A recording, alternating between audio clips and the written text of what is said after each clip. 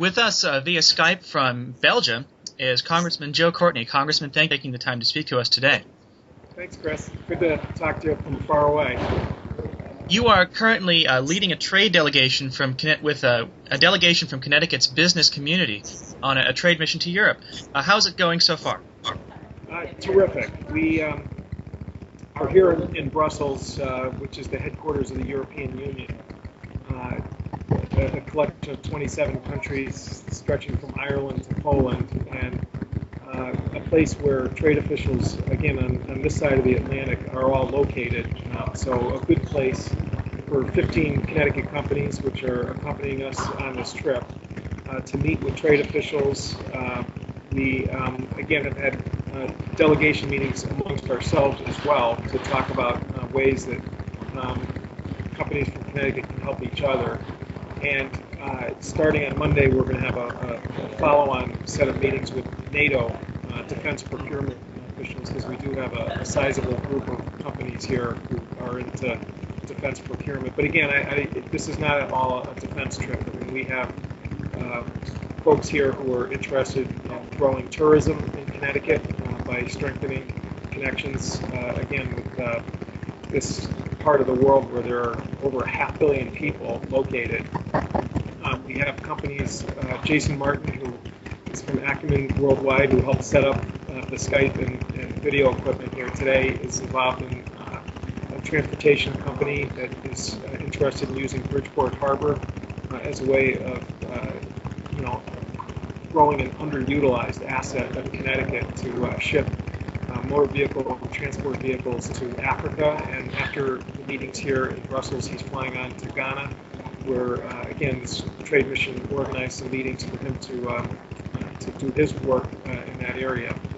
So again, so far I think we've already made some great connections, and I've got some of the members of the delegation here, and they can maybe even share that with you directly.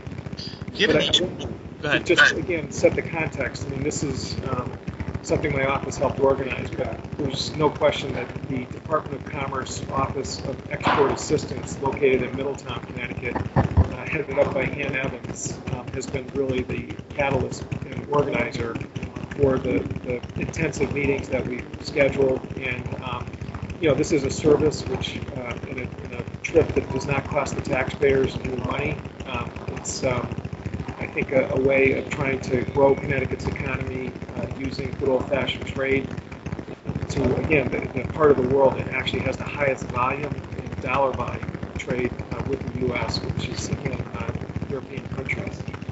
Given the very difficult economic times, is this the right time for such a trade mission, or could you say why this is the right time?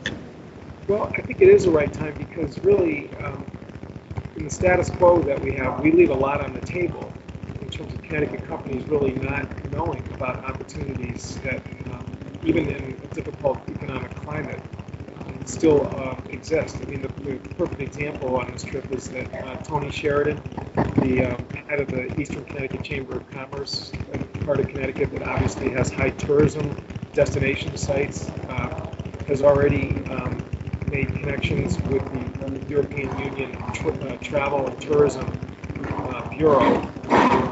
His outfit at the Eastern Connecticut Chamber now will become a member of the European Union Tourism Consortium.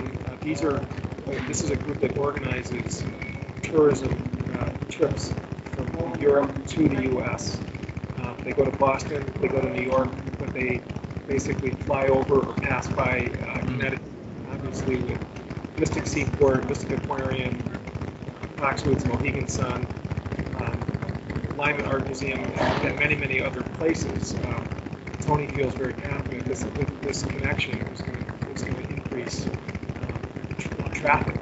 Speaking of that connection, do you think that there will be another nonstop flight from Bradley International Airport, or maybe even from T.F. Green in Rhode Island, to somewhere in Europe, like the flight that used to exist from Bradley to Amsterdam? Eventually I do. One of the companies that's here with us is Continental Airlines, which they have a Madison, Connecticut office, and Aileen Moriarty is joining us on this trip. It's it's an issue that obviously is a little bit more tied to the economy. There's no question that across the board there's been a reduction in volume of air traffic. Frankly, we have some issues that we have to deal with in the U.S. in terms of air traffic control problems that are making our airports, frankly, not that conducive to growing the number of flights in and out. And Bradley Field is frankly a place that needs help, and that's Congress's job Right. to do that. But I think really most people do feel that once we sort of start to see an upswing, we're going to see that those flights resume. You said you had your meeting with NATO. What can you talk about what's going on with that? Can you talk about what you're going to talk about or what you have talked about?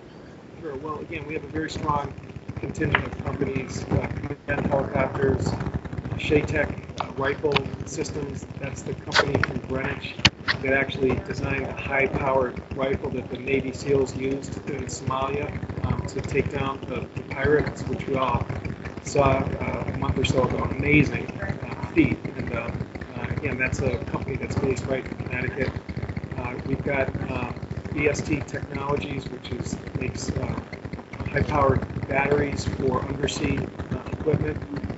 It's based out of Plainfield, Connecticut. We have Applied Physical Sciences, which is one of the most amazing companies out of Groton that do high-tech undersea technology and equipment, some of which we can't even talk about. It's so classified and top secret.